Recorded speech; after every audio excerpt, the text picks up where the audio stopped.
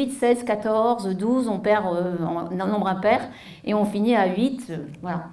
Et bien ça, ce sont des jeunes qui favorisent la mémoire, et il y a quand même la mémoire, c'est une mémoire automatique uniquement, genre banque de données.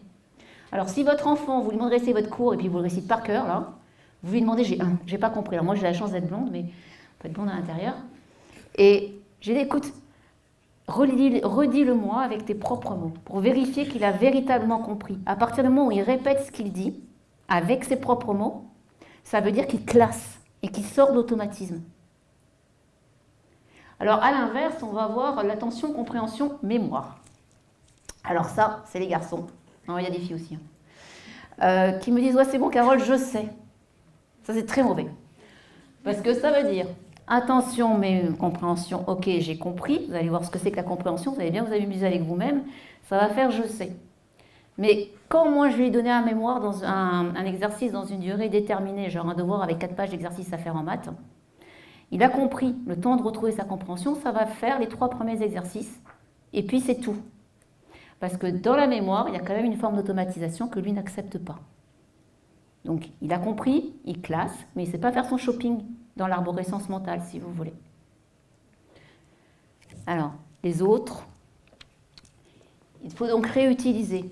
Et donc, on apprend pour réutiliser des acquis. Quand vous parlez des acquis, c'est l'attention, la mémoire et la compréhension qui sont verrouillés, dans lequel, après, je peux me servir pour mettre un raisonnement en place. Sinon, il n'a pas les bases. Ça va, la terminologie? C'est pour interpréter ce qu'on vous dit. La dernière étape, c'est produire. Quand vous produisez, on n'est plus dans la gestion mentale, là, on est dans la communication extérieure. Quand vous produisez soit l'écrit, soit l'oral. Vous avez tous une dominante. Vous savez très bien que parler à l'oral, c'est super. Produire un mémoire, c'est galère, donc ça va prendre plus de temps. Il y en a d'autres qui ont une écriture fleuve. J'ai une jeune, là, elle était dans une section internationale, elle m'a écrit 27 pages à son bac en histoire. Moi, je pense au pauvre prof qui s'est tapé le pavé, c'était l'horreur. À l'oral, si elle est préparée, elle était bien, mais si elle n'était pas préparée, elle était incapable de s'exprimer. C'est des extraits. On m'a demandé de vous citer des cas, donc je vais vous donner des cas au fur et à mesure. Je vous envoie maintenant dans votre cerveau. Je vais vous demander de faire venir des choses dans votre tête. Si vous entendez des voix, c'est normal, Jeanne d'Arc aussi. En général, si vous n'avez rien, c'est pas grave, je vous rassurerai sur le sujet, vous n'avez pas rien en fait, ça sera plutôt du ressenti. Je vais vous donner des exemples en complément, et puis on vous fera lever les mains. Je vais vous demander de penser à un cheval.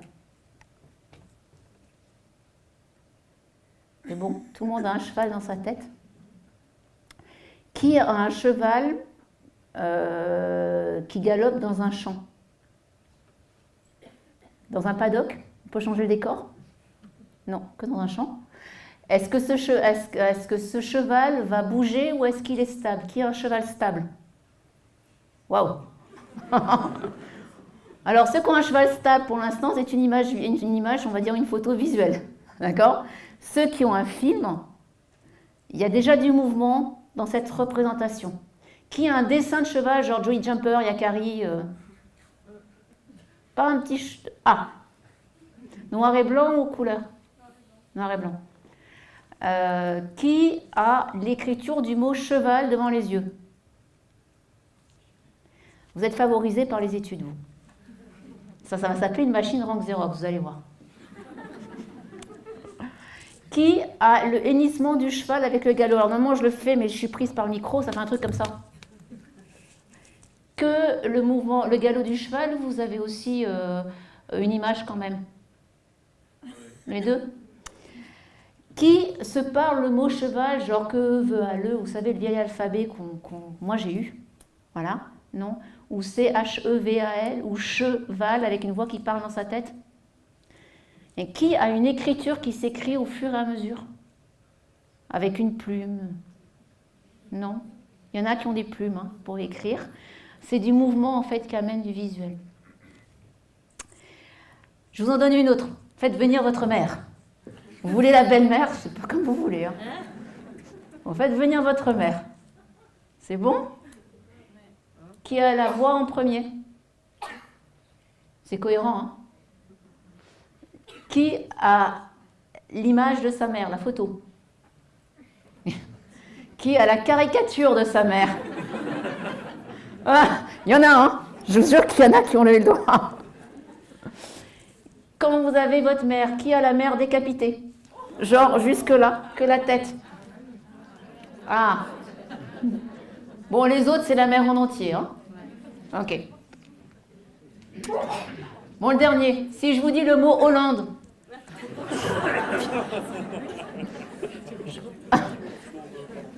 Qui a le président de la République?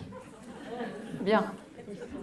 Alors, soit la voix, soit l'image, on est bien d'accord. Parfois les deux. Qui a la caricature de son P? Non, mais on peut faire des caricatures. Qui a le fromage? Qui a les deux? Vous allez voir que c'est de la simultanéité. Qui a également... Il y a un pays qui s'appelle la Hollande. Qui a un champ de tulipes ou la Hollande? Alors vous vous rendez bien compte que quand moi j'enseigne et que je dis un mot, c'est exactement comme tout à l'heure pour Carrefour. Si je n'avais pas spécifié, le jeune à qui je parle, il peut avoir soit les trois en même temps, en disant mais de quoi elle parle, soit déjà une mauvaise orientation. Parce qu'il va traduire en ce qu'on appelle l'image mentale, hein, ça peut être du son, ça peut être des voix, ça peut être des ressentis. Ah, je ne vous ai pas fait, qui a le goût du fromage dans la bouche? On va tester autre chose. Tarte tatin. C'est bon? Quelqu'un a le goût de la tarte tatin dans la bouche? Qui a l'odeur? J'avais fait l'interview d'un chef cuisinier, d'un restaurateur. Lui, il avait la tarte, il n'avait pas d'image, rien sauf le ressenti du goût dans la bouche et l'odeur dans le nez. Et à la fin, on s'est amusé, on a décomposé tous les goûts. Donc caramel, sucre, beurre, etc., etc. Il a tout fait venir avec la bouche. Alors parfois, je fais cigarette, histoire de voir qu'il fume dans la salle. Mais bon, là, je vais être sympa, j'arrête. Maintenant, ça c'est ce qu'on appelle des évocations qui vont être spontanées, je discute avec vous, voilà. Maintenant, je vais vous obliger, je suis vraiment désolée, à partir sur le mode scolaire. Alors, je vais vous demander d'apprendre la définition. Ça c'est facile, hein. Normalement vous avez un vécu qui vous permet de l'apprendre. Je suis désolée, c'est des maths. J'aurais pu le faire.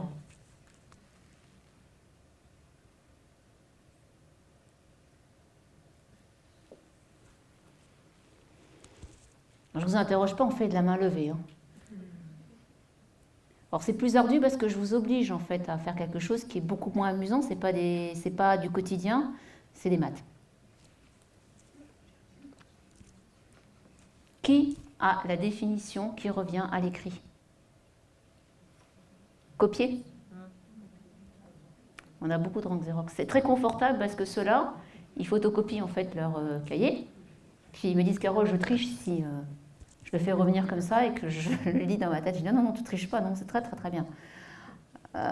Qui a la forme géométrique?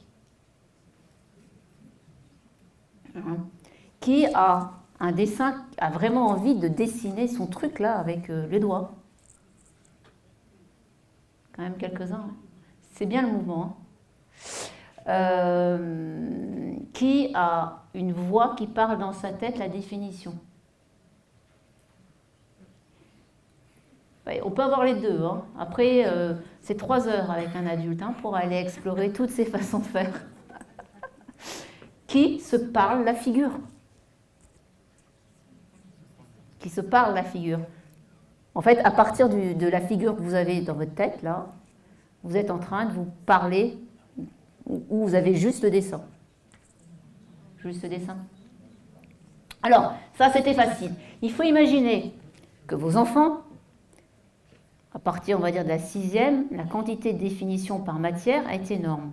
Et on va leur demander, on leur demande d'apprendre par matière peut-être une dizaine de définitions par semaine, où j'exagère un peu parce que je suis marseillaise et qu'on a tendance à exagérer à Marseille, mais bon, je vais vous en mettre une seule.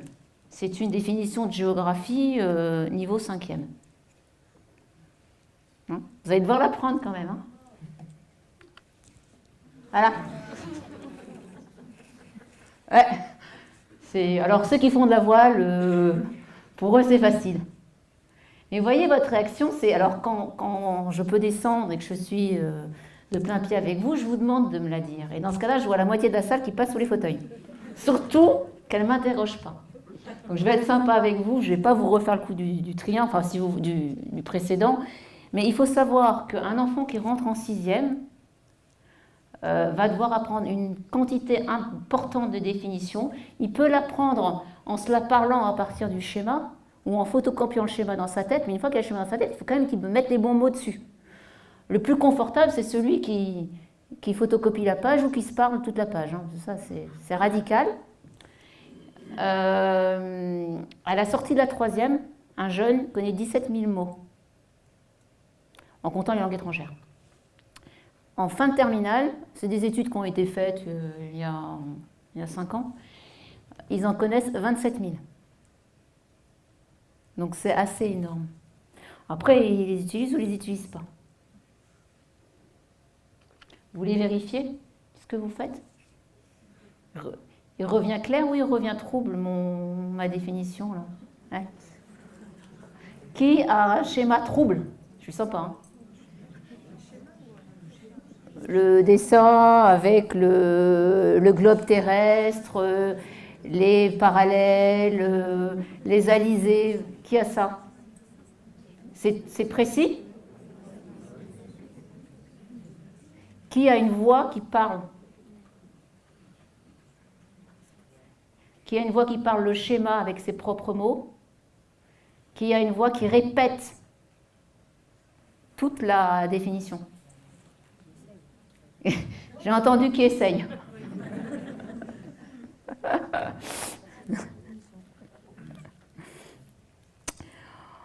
En fait, en résumé, d'accord, l'attention, quand vous demandez à votre enfant d'être attentif, c'est pas de prendre la pause. Hein.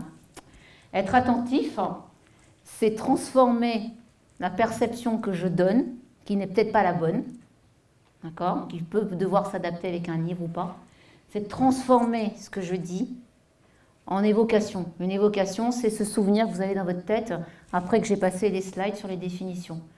Donc quand je vous parle de la prochaine coupe de l'America's Cup, où les équipes françaises, etc., vont être sur le bateau affrété et sponsorisé par telle société, dans votre tête, vous fabriquez soit des images, soit des sons. Soit vous avez des ressentis, des sensations de bateau sous les pieds. C'est plus compliqué le mouvement. Antoine de la Garandrie, il a vraiment, s'y est penché que dans les dernières années de sa vie. Il s'est rendu compte qu'il y avait des gens qui pensaient en mouvement. Et c'est beaucoup plus difficile à gérer, c'est vrai, pour ces enfants-là. Souvent, ça peut donner des dyslexies. Ça peut donner surtout des dyslexies. La mémoire. Alors la mémoire, le par cœur, ça n'existe pas. Il y a des gens qui vont se rassurer en apprenant par cœur. Mais en fait, le par cœur, c'est un mot qui a été inventé par les Grecs parce qu'ils croyaient que l'intelligence était au niveau du cœur puisque c'est tout ce qu'on pouvait sentir quand on touchait un corps. Et progressivement, on a ouvert ces corps-là, on s'est rendu compte que c'était qu'une pompe et que l'intelligence, elle était au niveau du cerveau. Donc le par cœur n'existe pas, il y a des enfants qui se rassurent par le par cœur. Les auditifs ont beaucoup plus de facilité pour redire les mots à l'identique. Les visuels ont du mal et vous allez voir qu'en plus certains visuels vont le rejeter totalement. La mémoire, donc c'est pas du stockage parce que vous avez des trucs qui s'appellent des ordinateurs. Le principal problème des étudiants aujourd'hui, c'est d'aller faire le tri dans les informations qui sont stockées. C'est pas forcément de les retenir, c'est de savoir lesquelles choisir. Et donc la mémoire, c'est partir du principe que je me mets en projet avec ce que je suis en train d'apprendre, de le réutiliser dans un futur. C'est obligatoirement une réutilisation, ce n'est pas du stockage. La compréhension, je vais approfondir ça avec vous, parce que vous allez voir que la compréhension, c'est assez drôle. Il faut que ce soit logique. Les deux matières qui sont touchées essentiellement lorsque le jeune a des problèmes au niveau de la compréhension, c'est la grammaire et les mathématiques. Parce que c'est de la logique pure. Donc en fait, lorsque je reçois une information, elle doit devenir obligatoirement logique. Alors vous allez voir ça, il y a plein de biais qui se mettent en place. Alors ça s'enseigne, hein, un jeune, quand j'ai un jeune, il me dit « je ne comprends pas ». Ok, de quoi tu as besoin pour comprendre? Et puis on va travailler là-dessus. Voilà. Qui peut lire ça? Direct. Voilà, c'est pas mal quand même. Hein, qui est extrêmement gêné par ce truc? Sans forcer, hein, qui a fait « c'est plein de fautes ».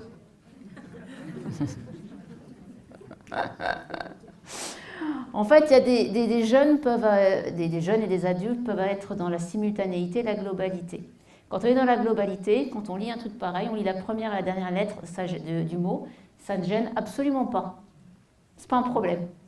Et d'autres vont avoir un esprit plus analytique, ils vont avoir besoin de lire toutes les lettres. Alors évidemment, ils sont très très mal à l'aise. Alors vous comprenez, quand vous êtes sur une consigne et qu'il y a le jeune qui prend, je lis la première et la dernière lettre, et bien le mot il peut changer.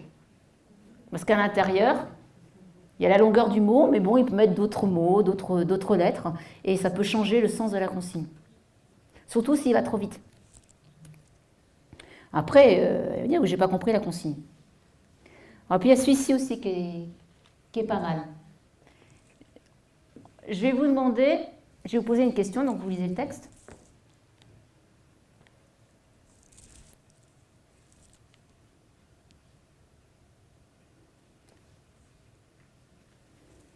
C'est bon?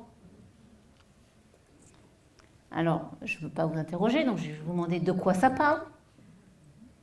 Puis je vais vous mettre des options. Qui a pensé en lisant ça à une plage et des femmes sur une serviette? Et le tapis vert, ça ne vous a pas gêné?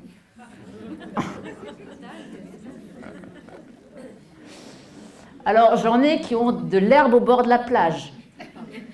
Ça, c'est pas forcément logique parce que je crois que le sel tue l'herbe. Vous pouvez essayer dans votre jardin si vous en avez un, ça va pas marcher. Qui a des mains sur un tapis de jeu? Vous connaissez le texte déjà? Zweig, il a travaillé sur l'addiction, donc sur tous les types d'addictions, il a écrit beaucoup d'histoires autour de ça. Et en fait, de façon logique, je vais vous la remettre. Il s'agit, alors, ne vous inquiétez pas, hein, c'est pas grave. Il s'agit en fait d'une femme qui est addicte au jeu et qui joue à la roulette et qui a posé ses mains en fait sur le tapis.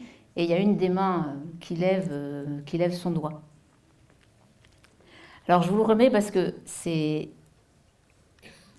Voilà.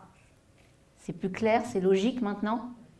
Alors, ceux qui sont partis sur un trip plage, eh ben, ce sont souvent des créatifs, c'est-à-dire qu'ils favorisent leur imaginaire. Bon, effectivement, en maths et en grammaire, ça ne va pas passer. D'accord?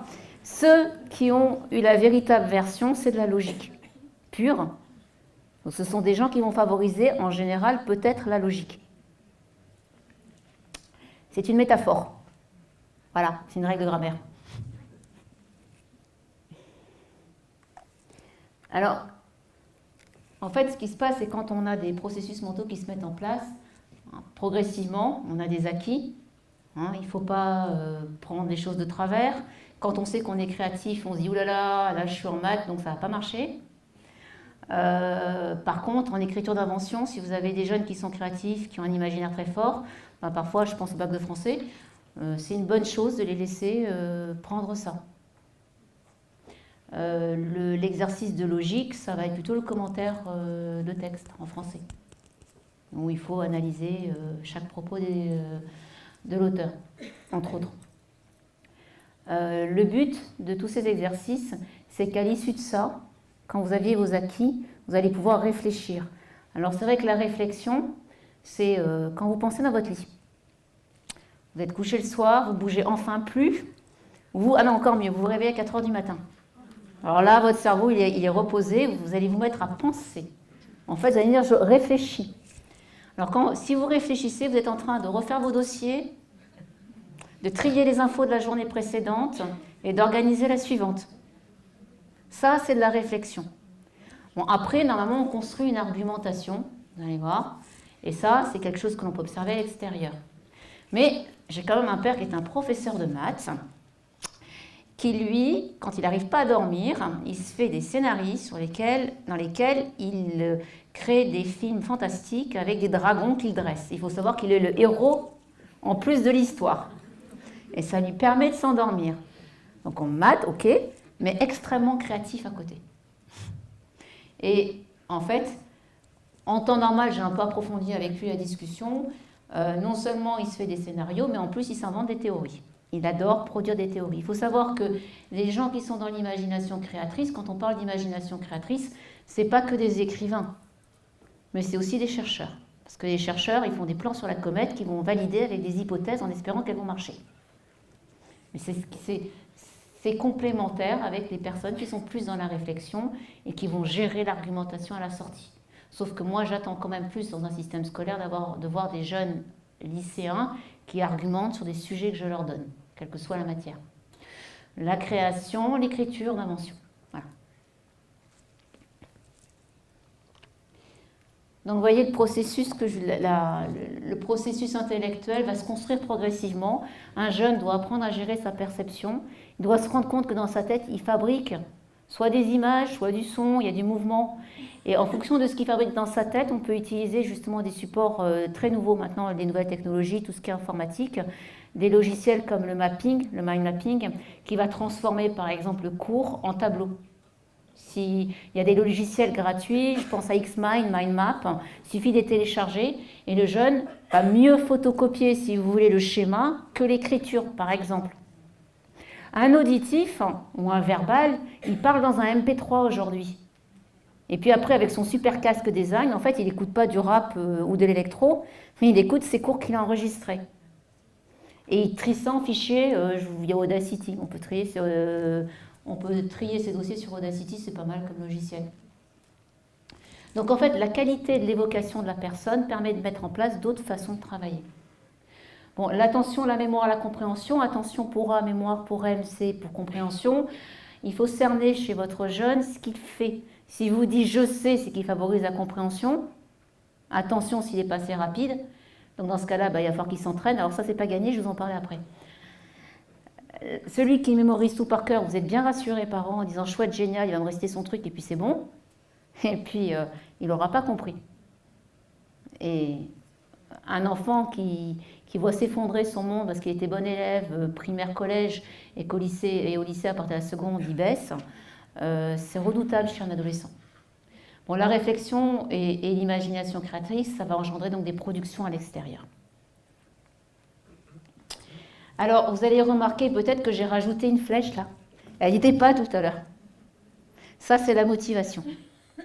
La motivation, qu'est-ce que c'est? Parce qu'il est motivé, il n'est pas motivé. En tout cas, il n'est pas motivé pour travailler. Voilà, en général. Alors, la motivation, ça veut dire action de se mettre en mouvement.